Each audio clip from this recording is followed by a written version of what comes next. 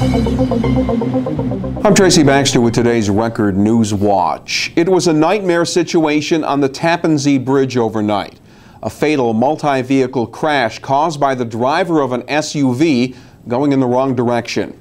It happened shortly before 9 p.m. when the vehicle driven by 69-year-old Michael Schenchel of Thiels, New York, was heading southbound in the northbound lane when he slammed head-on with a car driven by 57-year-old Newman Aya Branchi of Hillcrest, New York, causing it to roll over several times before coming to rest on its roof. 3 other vehicles were involved as they tried to avoid the crash site and the wreckage. A passenger in Aya Branchi's vehicle was killed. She was identified as 56-year-old Hannah Aya Branchi of Hillcrest. 4 other people were seriously hurt and were taken to Nyack Hospital. State police say no charges have yet been filed, pending the completion of their investigation. Initial word from investigators is that the wrong-way driver had become disoriented. Some motorists were stuck in Tappan Zee bridge traffic for about 6 hours. We're stuck here for a long time. What's it like? It's horrible. You gotta walk to the bathroom all the way over there. Bus drivers helping us out. Northbound lanes were eventually reopened early this morning.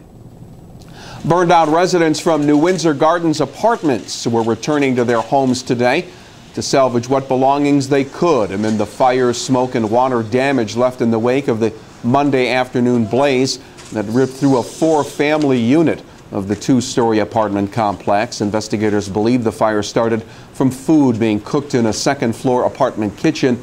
A total of 8 families were displaced, including 4 from the unit where the fire started, along with 4 others in an attached unit next door. The Red Cross was working with the victims to locate temporary lodging. All of the residents who were home at the time of the fire did manage to get out safely. It's been more than a year since the popular Rainbow Diner in Kerhonkson burned to the ground when a kitchen grease fire got out of control. And nothing much has changed at the site of the former restaurant on Route 209. Owners of the business did not have fire insurance, and their attempts to rebuild have hit a roadblock after the state uncovered an asbestos problem, and that halted cleanup plans. Owners say cost estimates for that asbestos cleanup, something they cannot afford. Reporter Pauline Liu will have the latest on the Rainbow Diner dilemma in an upcoming edition of the Times-Herald Record. Elsewhere, State Attorney General Eric Schneiderman announced today that a New Paltz-based gasoline wholesaler and retailer has agreed to pay $50,000 in penalties for price gouging in the wake of Hurricane Sandy. CPD Energy Corporation had faced charges for imposing unconscionably excessive, quote, prices at the 6 stations it owns in Westchester, Putnam, and Ulster counties. Schneiderman says the CPD settlement represents the largest penalty paid by a single operator for price gouging on gasoline after Hurricane Sandy. Former chemistry manager at the Indian Point nuclear power plants faces up to 7 years in prison. He's convicted of charges that he falsified Indian Point test results, then wrote a false report to cover up the phony data. 57-year-old Daniel Wilson was charged with deliberate misconduct and making false statements to the Nuclear Regulatory Commission. Wilson's accused of falsifying test results to show that particulate matter in diesel fuel was below NRC limits when it actually exceeded them.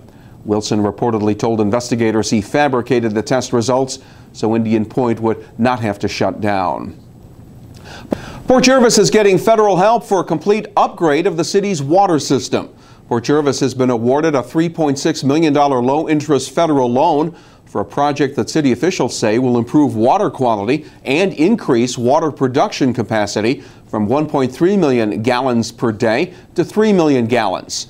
Port Jervis Mayor Russ Potter says in addition to improving the existing citywide water system, the upgrade will expand the city's capability to accommodate future growth and development.